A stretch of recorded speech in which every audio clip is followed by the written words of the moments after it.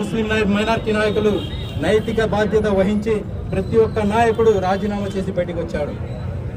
అలా మన ఆంధ్ర రాష్ట్రంలో ఈ రోజు బీజేపీతో పొత్తుపోతున్న పార్టీలు, ఆ పార్టీలో ఎంతమంది ముస్లిం మైనార్టీ నాయకులు ఉన్నారు, ఎంతమంది మైనార్టీలు 70 సంవత్సరాలుగా ఓట్లేసి గెలిపించారు, వీళ్ళందరూ ఉన్నారని కూడా ఆలోచించకుండా పొద్దున సాయంత్రం ఢిల్లీకి వెళ్లి పొత్తు కొట్టుకోవడానికి కాళ్ళు చేతులు పట్టుకుంటున్నాడు మన చంద్రబాబు నాయుడు గారు.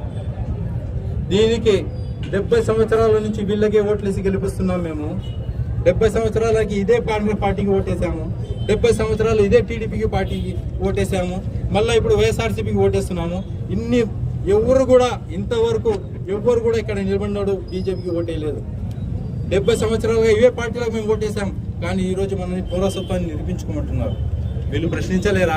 ఇదే వైసీపీ పార్టీ, ఇదే కాంగ్రెస్ పార్టీ, ఇదే టీడీపీ పార్టీ, వీళ్ళకే కదా మనం ఓట్లేసింది. వీళ్ళు ఎందుకు ప్రశ్నించరు? అరే 70 సంవత్సరాలుగా కూడా మన భారతీయులు వీళ్ళు మాకు ఓట్లేశారు, వీళ్ళ గురించి మీనేంద్ర పౌరసత్వం అడిగేదని ఎందుకు ప్రశ్నించలేకపోతున్నారు?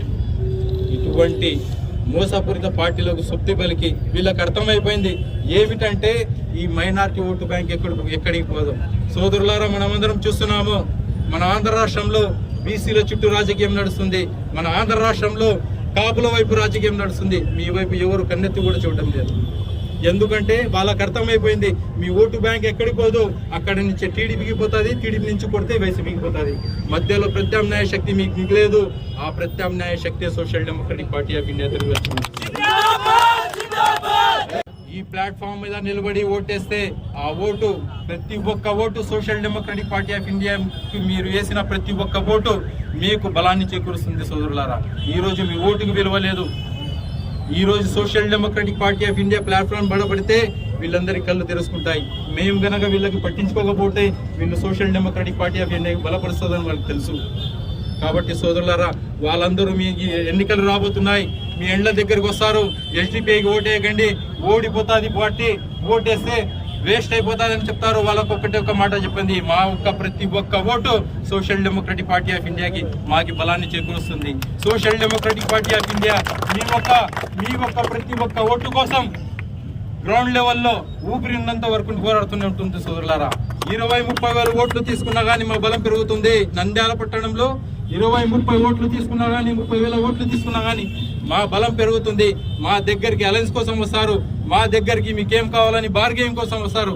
అప్పుడు చెప్తాం మేము అసెంబ్లీలో ఈ తీర్మానాన్ని నువ్వు వ్యతిరేకిస్తావా లేదని మేము అప్పుడు ప్రశ్నిస్తాం వాళ్ళకి. అది మీ బలం.